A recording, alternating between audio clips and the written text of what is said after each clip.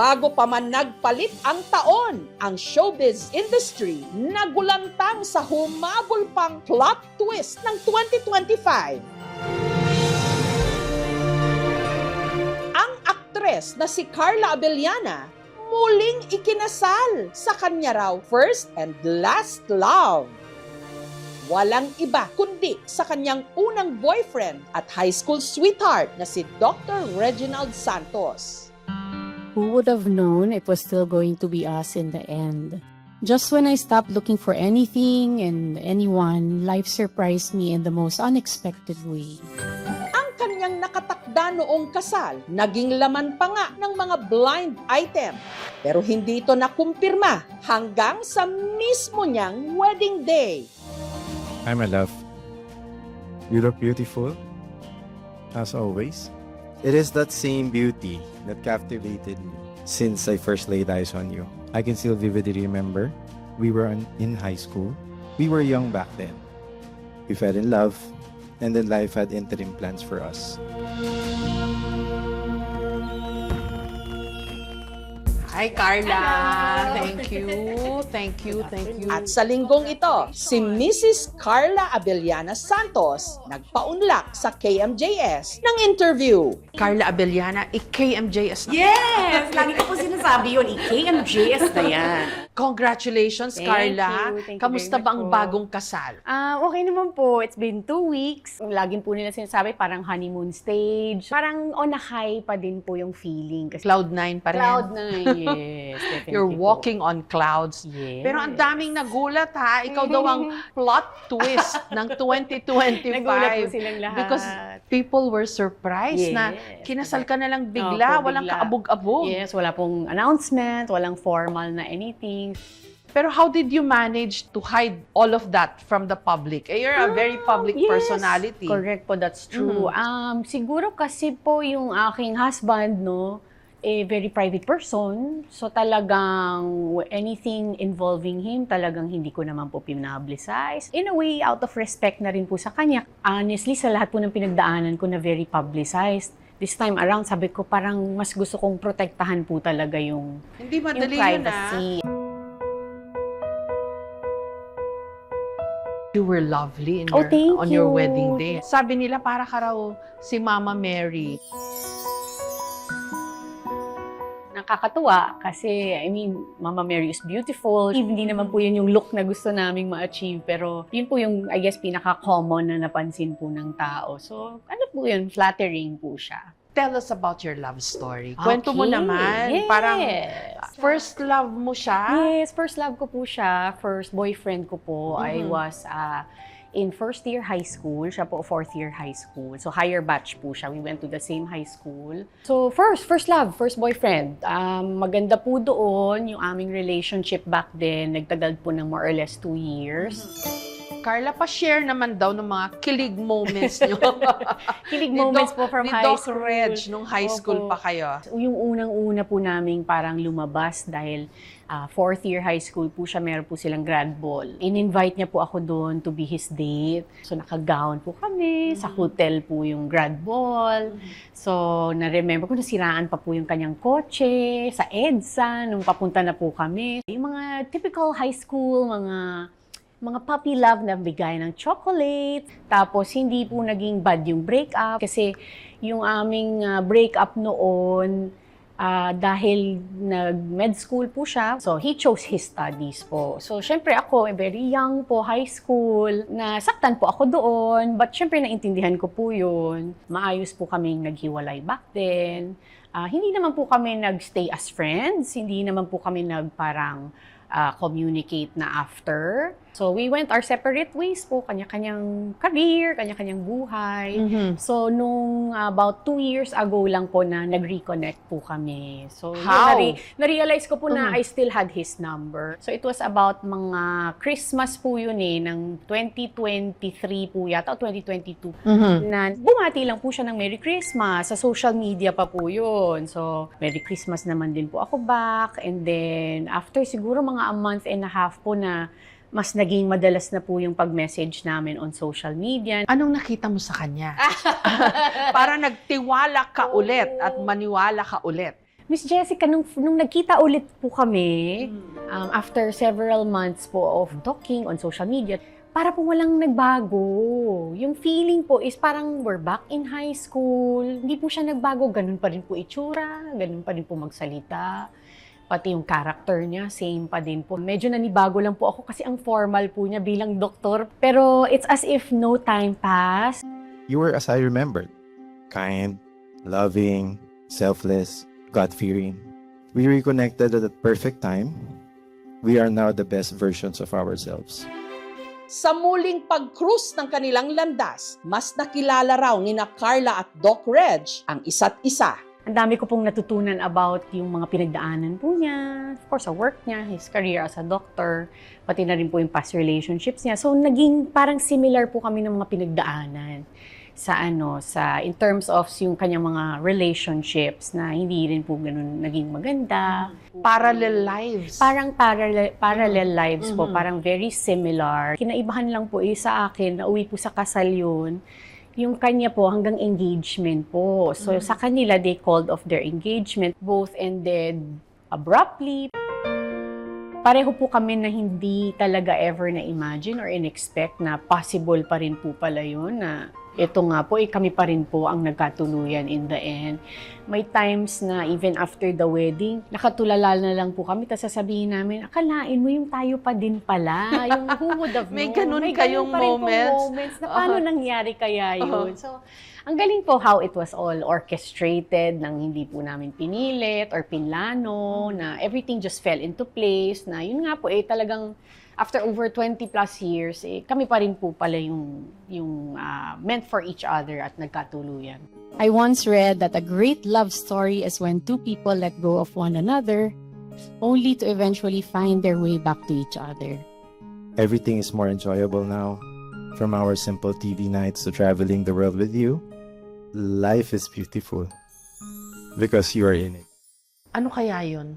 Fate? Faith, Tadhana? yes, definitely po. Kumbaga, it's a type of love story na hindi po pinipilit. Parang si God lang po yung nakapag-orchestrate niya, nakapag-plano po ng lahat. Yung timing, tama. Yung tao, tama. Siya lang po talaga yung makakabuo ng ganong kwento. Nung nag-reconnect kayo, how did you discuss itong inyong mga, lalo na yung nangyari sa'yo? Yes. How did you discuss it with him? May I ask if okay lang? Opo, okay lang po.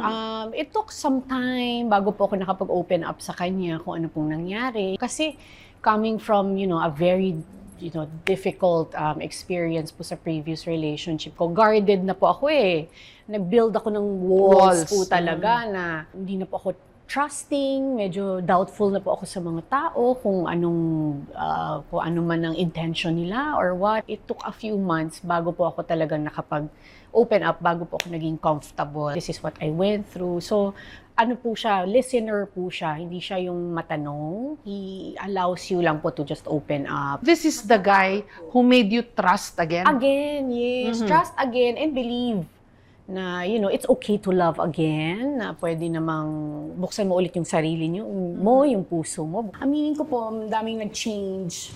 Pagdating po, yung mga perspective ko po, especially with marriage. Yun po yung medyo, nag-ipa po yung aking pananaw or paningin pagdating sa marriage. So I really honestly don't see myself for getting married again. Pero you told Boy Abunda na after your divorce, you don't see yourself getting married again. At nagbago yung pananaw mo sa marriage. Nagbago po yun. Maraming factors involved like time, syempre healing, part of healing na rin po yun. But with Reg, definitely, nakatulong po yun na talagang, okay, so pwede mong bigyan yung sarili mo ng second chance.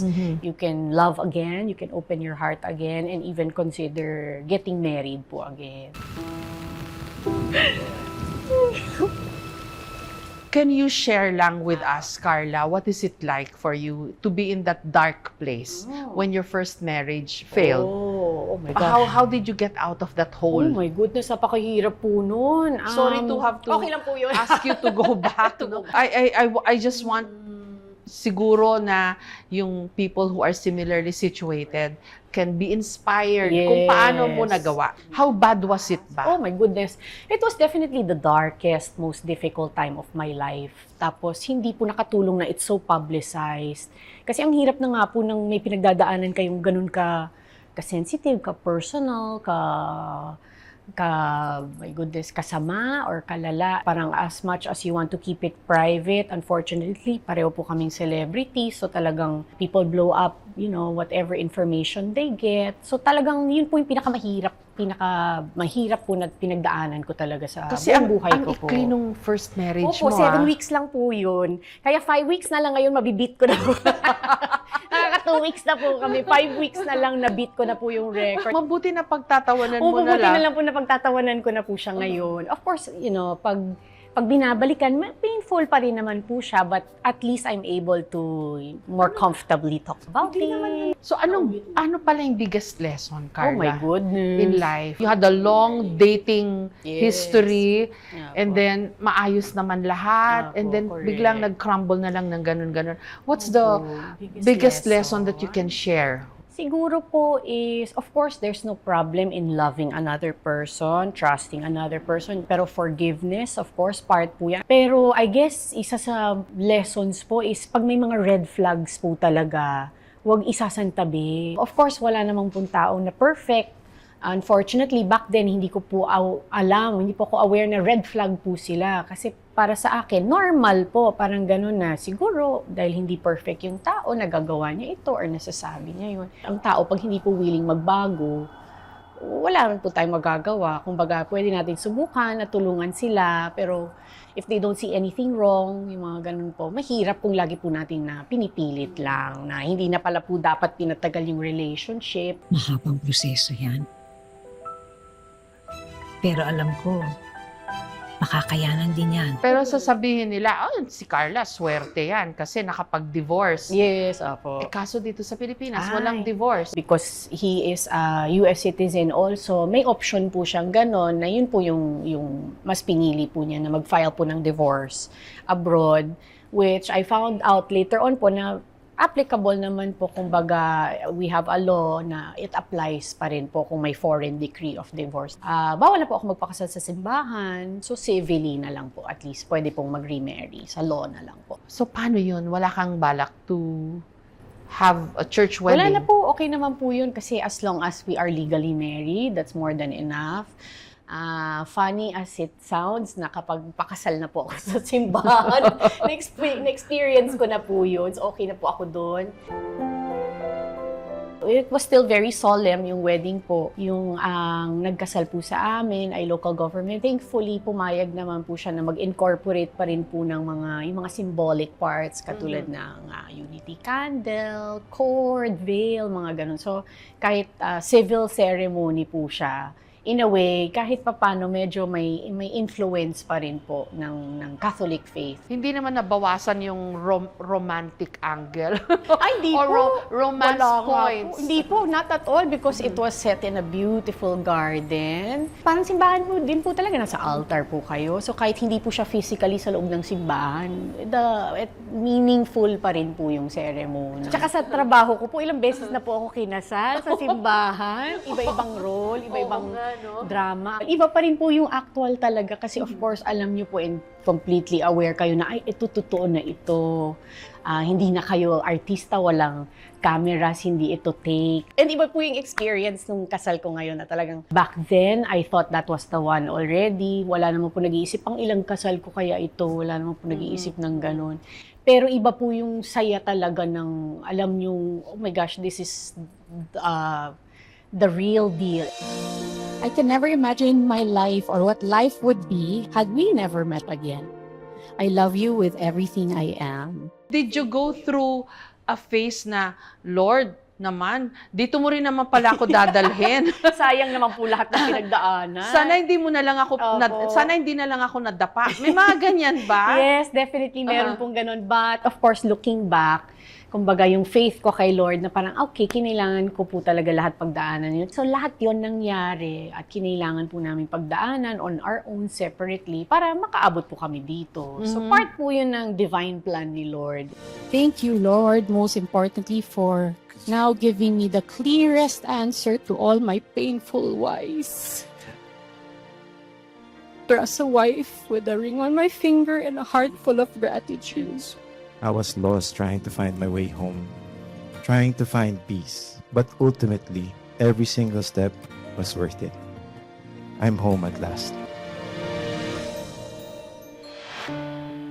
Naging usap-usapan din nitong nakaraang taon ang pag-amin ni Carla na sumailalim siya sa egg freezing procedure taong 2024.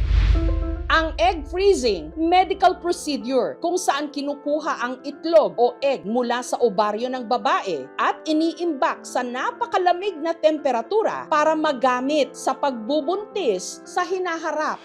Sorry ha, kasi it's a very Filipino, tactless thing to ask about. But I heard that you had your eggs frozen. Yes. Yes po, I did po last year. Of course, that time, di pa naman po ako ikakasal pa. I wasn't engaged yet. I went to a very reputable clinic naman po who offers yung ganyang egg retrieval and freezing. So, hindi po ganun kaganda yung nakuhang eggs from me, na egg cells po. So, looking forward po ako na mag-try po ulit, na magpa-harvest po ulit ng egg. So, it really depends on how your body responds po. Why did you decide on that? Kasi I'm getting older na po. Malapit na po ako mag-40. So, of course, pangarap ko po magkaroon ng sarili kong mga anak. So, gusto ko lang po na habang kaya pa po, magawa ko na po siya para gusto ko na po, ready na po akong magkaroon ng baby. Meron po akong ganung option na possible po na magkaroon pa rin po ng baby kahit later on na lang po in life.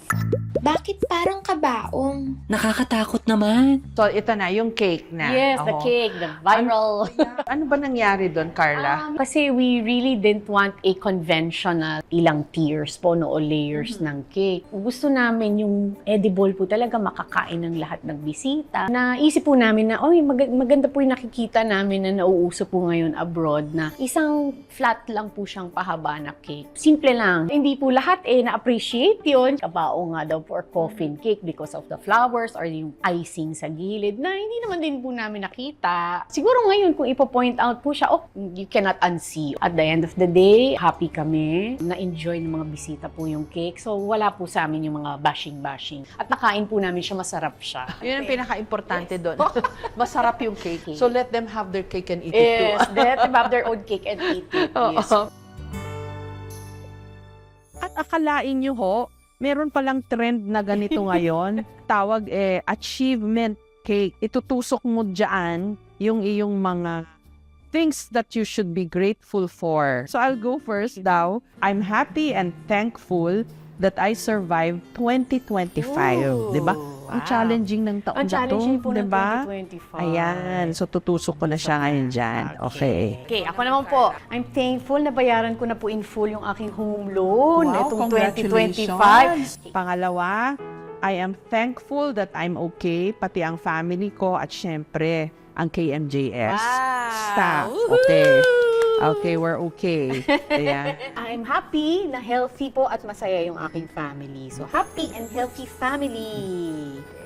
Yan po. Tapos eto, nako, sakay ka dito. Okay. Kasi ang tawag sa'yo, call out queen, I am thankful na gising na ang taong bayan Wow. laban sa mga kurakot. Yes. Pasok, Carla? Pasok po.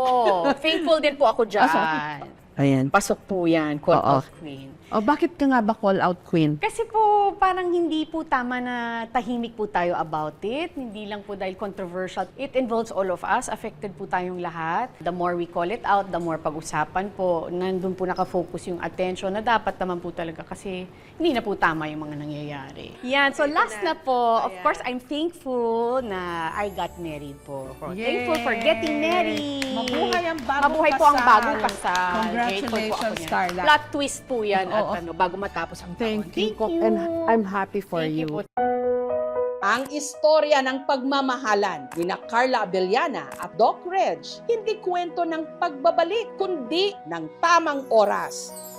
Dahil minsan, ang pag-ibig hindi hinahabol. Kusa itong dumarating kapag handa at buo ka ng muli. Sa mga bagong kasal, mabuhay!